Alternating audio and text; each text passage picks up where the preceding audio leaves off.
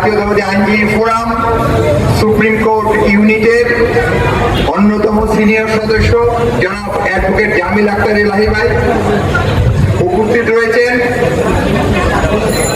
আইনজীবী ফোরাম কেন্দ্রীয় কমিটির নেতৃবৃন্দ এবং সুপ্রিম কোর্ট ইউনিটের নেতৃবৃন্দ, এবং উপস্থিত রয়েছেন আমাদের সম্মানিত এজি অফিসের এজি এবং ডিএজি ভাই বোনেরা। আসসালামু আলাইকুম। বন্ধুগণ, আজকে এই আন্দোলন গণতন্ত্র ধ্বংসকারী বাংলাদেশের বিচার বিভাগের কলঙ্কজনক অধ্যায় যার হাত দিয়ে রচিত হয়েছে সেই এবিএম খায়রুল হককে দ্রুততম সময়ের মধ্যে গ্রেফতারের জন্য আজকের এই আইনজীবী সমাবেশ নিম্ন এবং উচ্চ আদালতের যেসব দলবাজ বিচারপতি রয়েছে তাদের বিরুদ্ধে শাস্তিমূলক এবং তারা প্রয়োজনীয়, তারা অতি শীঘ্রই তারা স্বপদ থেকে পদত্যাগ করার প্রতিবাদে আজকের এই পদত্যাগ করবেন, তার প্রতিবাদে আজকের এই বিক্ষোভ সমাবেশ। আজকের বিক্ষোভ সমাবেশ যারা ইতিমধ্যে আওয়ামী দোসর ঘাপটি মেরে এজি অফিসে কেউ কেউ আগে থেকেই ছিলেন এবং নতুন করে তারা এজি অফিসের একজন কর্মকর্তা হিসাবে প্রবেশ করেছেন এবং অনেকে প্রবেশ করার চেষ্টা করছেন। তাদের বিরুদ্ধে বলতে চাই, আপনারা স্বেচ্ছায় এই পথ থেকে সরে যান, অন্যথায় দুর্বার আন্দোলনের মধ্য দিয়ে আপনাদের পদত্যাগে আমরা বাধ্য করব। পাশাপাশি বলতে চাই, সুপ্রিম কোর্টের হাইকোর্ট বিভাগে বিচারপতি নিয়োগের একটি প্রক্রিয়া শুরু হয়েছে। আমরা বাংলাদেশ জাতীয়তাবাদী আইনজীবী ফোরাম অত্যন্ত তীক্ষ্ণভাবে এই নিয়োগের ক্ষেত্রে আমরা নজর রাখছি। আজকে 5 আগস্টের অন্যতম বেনিফিশিয়ারি হিসাবে বাংলাদেশ জাতীয়তাবাদী আইনজীবী ফোরাম সারা বাংলাদেশে রাজপথে ছিল হাসিনাকে উৎখাত করার জন্য, এই স্বৈর শাসকের পদত্যাগের জন্য। অতএব সুপ্রিম কোর্টের হাইকোর্ট বিভাগে আইনজীবী ফোরামের যেসব যোগ্য নেতৃবৃন্দ রয়েছেন, যেসব যোগ্য আইনজীবীরা রয়েছেন, তাদের মধ্য থেকে নিয়োগ দিতে হবে।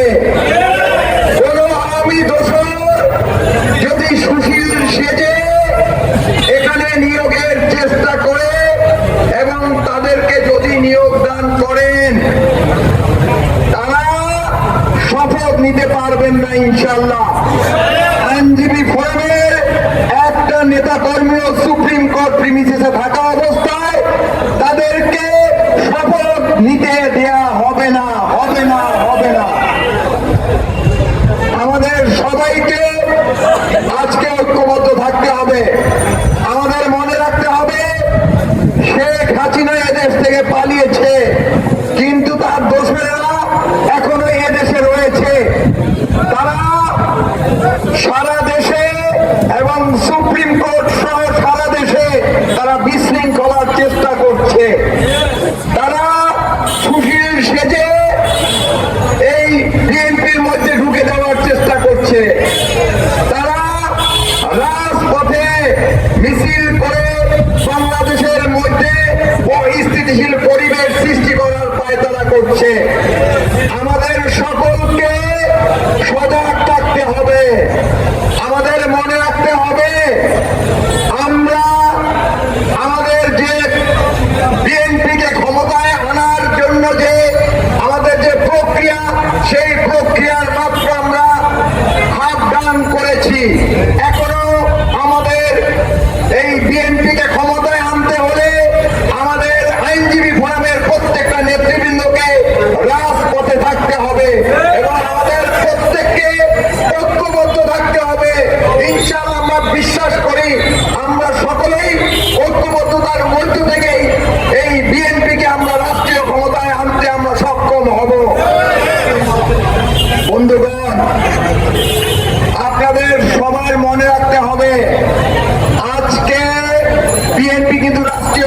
ক্ষমতায় নেই, কিন্তু বিএনপির সাহায্য ছাড়া এই রাষ্ট্র কিন্তু অচল।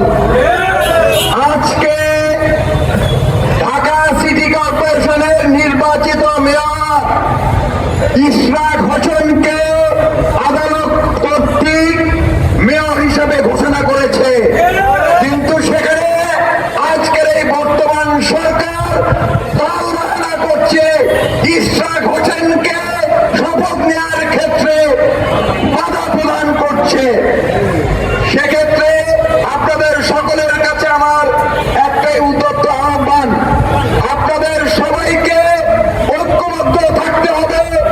এই বর্তমান সরকার, অন্তর্বর্তীকালীন সরকারের মধ্যে ফ্যাসিস্টের দোসর রয়েছে, যারা বিএনপির সাথে বিমাতার সুলভ আচরণ করছে। অতএব ঐক্যবদ্ধভাবে এই অন্তর্বর্তীকালীন সরকারের যেসব দোসর রয়েছে, যারা বিএনপির সাথে বিমাতা সুলভ আচরণ করছে, তাদের বিরুদ্ধে দাঁত ভাঙা জবাব দিতে হবে। অবিলম্বে অন্তর্বর্তীকালীন সরকারের কাছে আমরা আহ্বান করছি, আপনারা জনতার মেয়র আদালত কর্তৃক ঘোষিত ইশরাক হোসেনকে শপথ গ্রহণ করার ব্যবস্থা করে দিন। অন্যথায় বিএনপির নেতাকর্মীরা দক্ষিণ সিটি কর্পোরেশন সহ পুরো ঢাকা শহর অচল করে দিবে।